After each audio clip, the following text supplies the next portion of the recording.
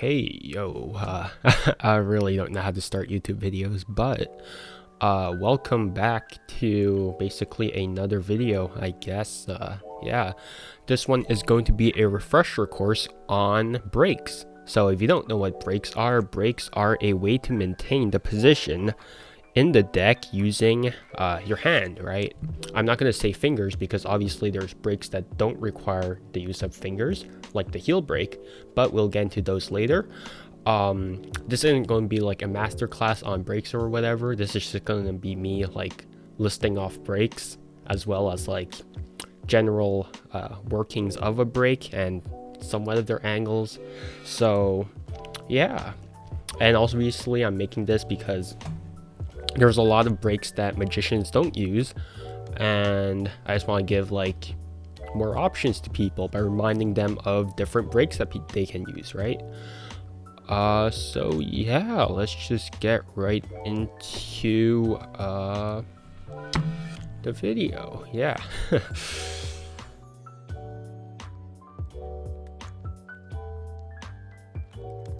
The very first break that we're going to go over is something that's relatively simple and something that most magicians use, and it's called the pinky break.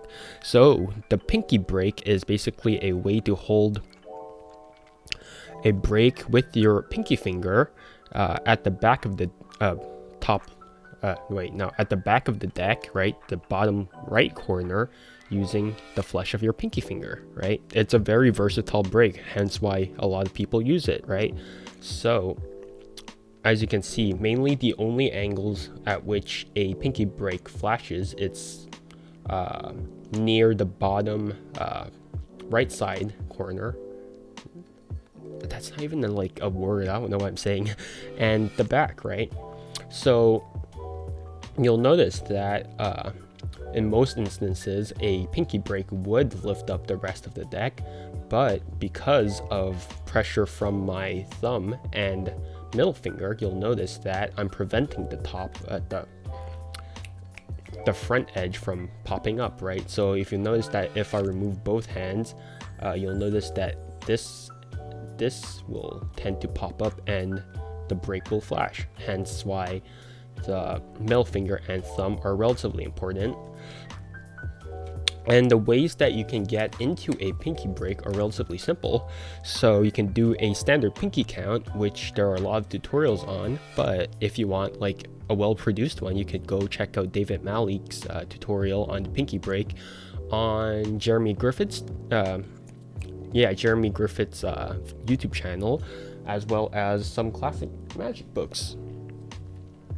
Another way that you can get into a pinky break, specifically one that's on the top card, well, underneath the top card, is the Harvey Rosenthal pop-up move, which is taught on Yuan F's Patreon, as well as Tony Chang's Cherry Control video download.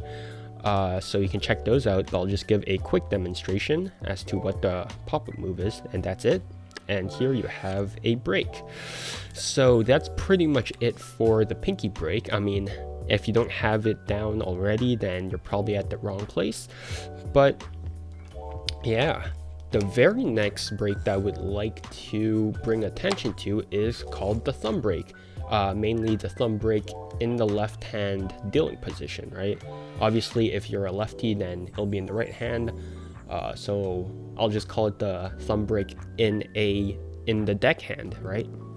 So for this break, it's very simple. You're just holding the break on the top left corner of the deck with the flesh of your thumb over here. And basically, this is not necessarily the best break because it will flash from the front, which is where you would usually perform magic. So this isn't really like ideal. So what you can do is that you can actually use your right hand or your opposite hand and cover the front edge of the deck in a biddle grip, right? Or you can actually like show people like your moves from the back, right? That's actually a concept, I believe, by Edward Victor, specifically with his tilt move, which you can actually search up in Further Magic in the Hands of Edward Victor. I believe that's the title. But if you show magic from like, if you're leaning in and trying to show magic from the back or whatever to show like that you're doing nothing technically, then that would be a good alternative. But that's just me trying to like brute force my way through application for the thumb break. So generally I wouldn't use the thumb break, but yeah, to get into the thumb break, it is basically like a pinky count, but with your thumb. Is much simpler. So you're basically just doing a thumb count, so you're applying counter pressure with the pinky as well as some support with the index, and you're just counting off the cards one by one. I mean, it's relatively simple. Next we have another thumb break, right? The thumb break in the form of a right hand biddle grip, right? So contrary to the thumb break in the deckhand, I'm actually holding the thumb break with the right with the opposite hand, right, which is the one that's not traditionally holding the deck, right? So if you're a lefty, then you're holding it with the left hand, but I'm not, so yeah. So in this grip, usually you would also get into it with a thumb count. So in this case, you would just riffle off the back with your right thumb in a biddle grip, and that's about it. So for this one, there's a lot of like flashing angles. So from the front it's fine, from the top it is also fine, and where it starts to flash a bit is from the left hand side, from the back, and from the right hand side. So be wary of your angles. And also you can also I can't English, but if you're afraid of the front edge popping up, you can actually curl your index finger on top and push down a bit, just so then this actually squares up, seemingly squares up a bit, as you can see. And that's pretty much it for the thumb break in a right hand biddle grip position. Next we have a ring finger break, which is basically a pinky break, but you transfer it into your ring finger. And the reason why you would actually do this is so that you can actually hold two breaks, right? Because you want to continue a pinky count, so then you can hold a second break. So this is just basically so the way that you get into it is that you do a pinky count, but rather than just relaxing and letting the rest of the deck rest on your pinky finger, you actually hold the break with the pinky finger, with the ring finger, and then you let your pinky finger continue counting off cards and then hold another break. So that's traditionally a ring finger break. I don't really use this one a lot, mainly because I think that any trick that has more than one break isn't really worth it. Usually I think that like if a routine or something requires you to hold a break, like two breaks, then it's too convoluted and you could probably simplify it. But yeah, so that's pretty much it for a ring finger break. I know multiple tricks that use this, so if you ever come across one, there's probably a good chance that you could actually simplify it. But that's another discussion for another day. Next we'll actually go over the Erdnase Break, which I actually much prefer over the thumb break in a right hand biddle grip. So the Erdnase Break comes from SW Erdnase's Expert at the Card Table, where a certain move of his, right, the SWE shift, uses this position. So this is traditionally done in a biddle grip, right? And what you're basically doing is that you're holding the break, but with your pinky finger, right? So you can see that I actually have a break. Actually, you know what? I'll actually do this. So what I'm basically doing is that I'm actually opening up the deck in a sort of V shape, but because I am holding the deck in a biddle grip, what this means is that I'm basically doing a thumb break, but with much less angle issues, right? Because as you can see, it's basically covered from the front, right? The shadows from your fingers will tend to cover the front of the deck, and it is also covered from the right hand side, well, the left hand side, right? Obviously the back and the right hand side will still flash, but I do think it is much more versatile than a thumb break. And the way that you get into it is through a normal pinky break, and you can just open it up with your ring finger, and you could just, you know, grip the V shape with your pinky finger from the opposite hand. There's obviously a different move for counting off cards, but I won't get into that because that is a Blaze Sarah move in Double Agent, so you can go purchase that on Theory 11, I believe. Otherwise, yeah, that's pretty much it for the Erdnase Break. So next we'll go over the Verdnase Break, which is Erdnase but with like a V in front. So the Verdnase Break is basically an Erdnase Break but held with the top card.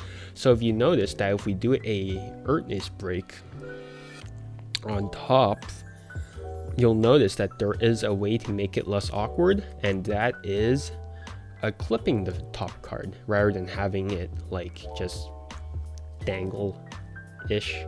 I don't know if that's the right word, but basically the way that the Verdnase Break is performed is that you have the top card actually clipped in between your pinky and ring finger, and you have the rest of the deck in a Biddle grip. So what this means is that now you have an Erdnase Break on the top card, or the top first 10 cards, without much of an issue in Biddle grip. Not that there was with like an Erdnase Break, but I do prefer a Verdnase Break in certain situations. So the way that you get into a Verdnase Break is that, well, the simplest way is that you can actually just push over the top card, so then it contacts the crotch of your pinky and ring finger. I don't know what to call this, but I'll just call it like the webbing of your fingers, I guess, right, in this weird clip. And you could just retract the pushed out card by just going into a Biddle grip, right? So that's the simplest fashion to get into a Verdnase Break. Another way is by Larry Jennings, and this requires you to understand how pressure works in the deck. So you have a pinky break underneath the top card, and what you can do is that you can actually press down on the pinky break, right? And this causes the top of the deck to move upwards. But because your thumb is there, look at what happens, right? Your thumb is blocking the front of the deck, so only the top right corner of the card lifts up. And this is great because when you press down on the bottom right corner, it'll lift up the bottom right corner, the top right corner, and it'll give you enough space for you to stick your pinky in there and go into a Verdnase Break. So that is a Larry Jennings way of getting into a Verdnase Break. Yeah, so next we have a heel break, which is relatively simple, I would say. So a heel break is held with the fat of your thumb over here, right? And it is it is one of those breaks that's relatively simple, but I still think it is extremely versatile, and that not enough people use it. So a heel break is something like this, right? A break is being held with the fat of your thumb. So obviously you wouldn't hold it with this much. I'm just exaggerating for the camera. So the way that you get into a Verdnase Break, not Verdnase, I mean heel break, is that you can do a thumb count, right? And you'll notice that naturally, if you move the fat of the thumb away from the bottom left corner, you'll notice that the entire left side of the deck will pop up, and this will give you an opportunity to stick like a part of the flesh of the thumb inside of the break. Yeah, and then you can let go of your thumb and then press down, and that will give you a heel break. And you should apply pressure with the pinky finger to prevent the rightmost side from popping up. So this is a versatile break because you can let go of every finger and still maintain the break, right? All right, I believe that one of Z's lectures with one of the Korean magicians, I need to make some more research on that, but he does use a double lift using a heel break. So yeah, that's pretty much it for the heel break. It has pretty much good angles from every side aside from the back. So yeah, because obviously your thumb's on the side covering the leftmost side, right? As opposed to like a pinky break where the side is exposed. So I would consider this more versatile than a pinky break, but obviously magic is very like situational. So yeah, that's pretty much it for the heel break. Next is a Greek break, which is not something that you would see traditionally, so I'm just gonna lightly brush over it. So you would have some flesh on the leftmost side of the deck, and your fingers are supporting it while your thumb is applying pressure onto it. So you're like handing off a deck and you're still maintaining a break with the flesh of your hand. So yeah, that's pretty much it for a Greek break. I'm not really familiar with it, but that's generally how a Greek break is held. Very bizarre break, so I would encourage you to do some research, and if you have any uses for it, go for it. I mean, normally most people wouldn't use it in this day and age, but yeah. Next we have the Wedge Break, which surprisingly enough I actually use very often because of a Tony Chang move, the broken mechanical reverse, but I won't go into the move. I'll just go into the break. So the Wedge Break, you're basically wedging your pinky into a mass of cards, right? So what this means is that you have some cards and you're basically just stuffing some cards into it, which sounds ridiculous which sounds ridiculous, but in practice is actually pretty decent, right?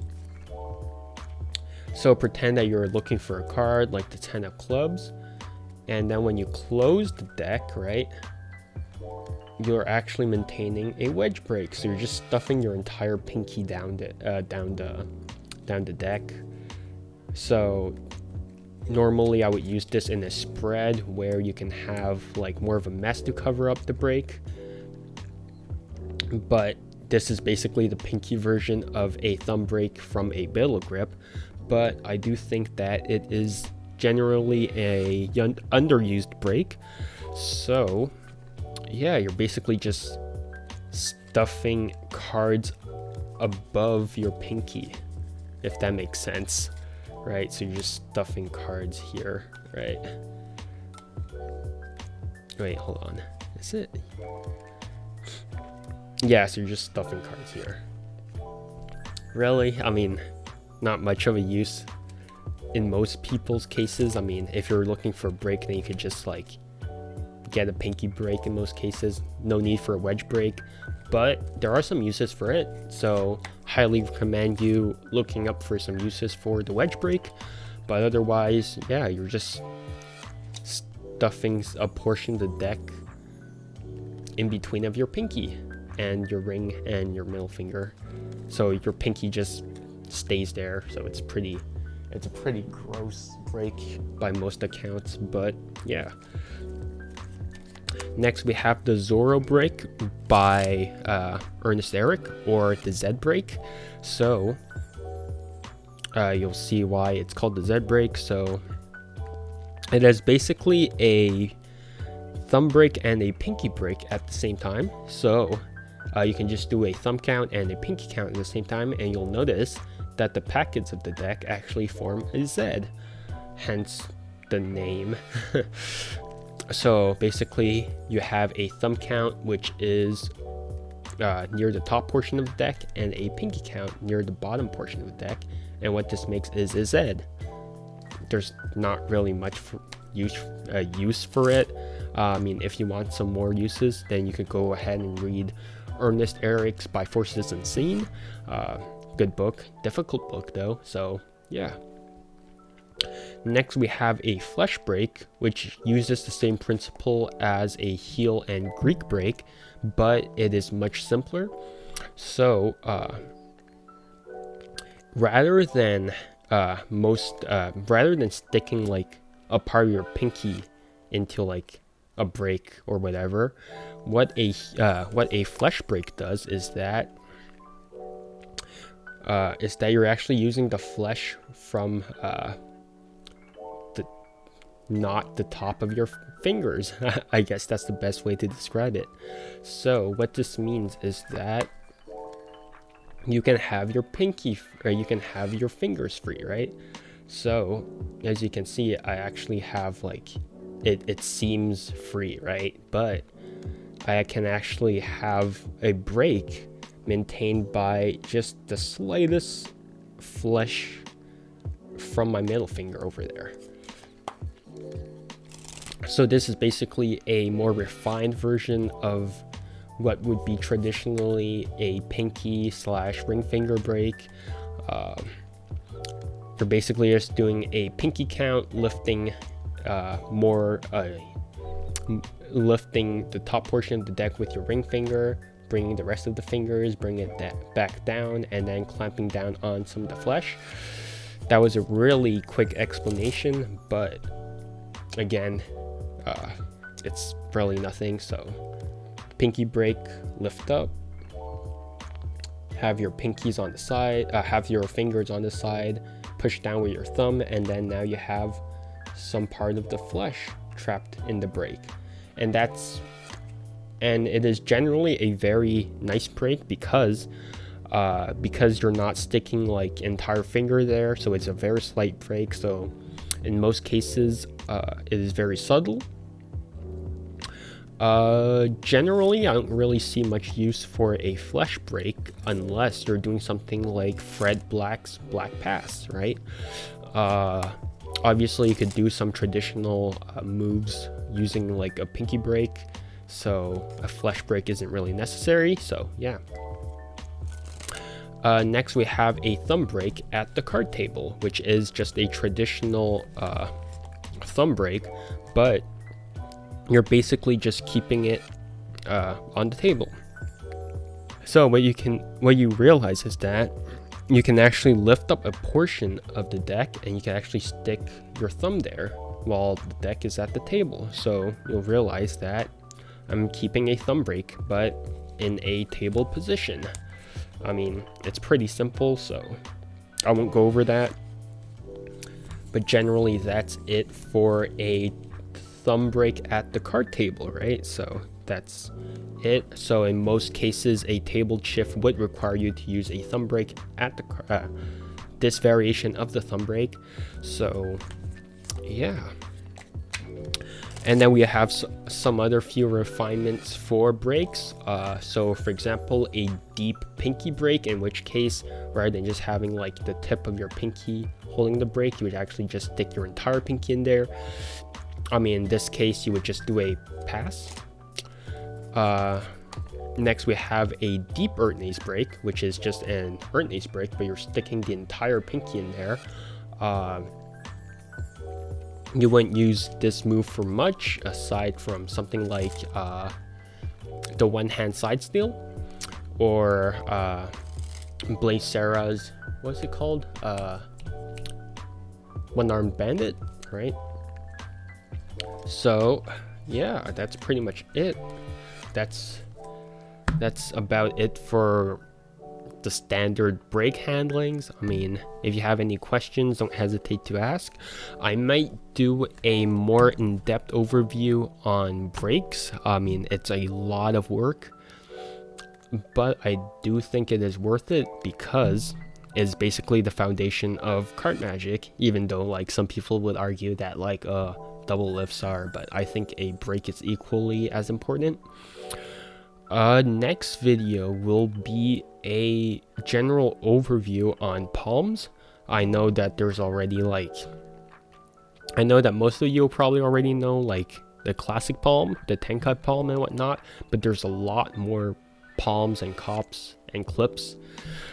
So I'll make a video on that, just so then that you have like a local source as to like where to refer yourself to, and which is ultimately what this video is. I just want to have like a like centralized source for like breaks, because like usually the sources are all over the place, so it's very hard to like track down each and every one of them. But yeah, let me know if you would want a brake masterclass concerning all these brakes. This video has been quite long already, so I'll get this over with. So yeah, see you guys next one. See you guys on the next video with the brake, with the palms. Yeah, peace.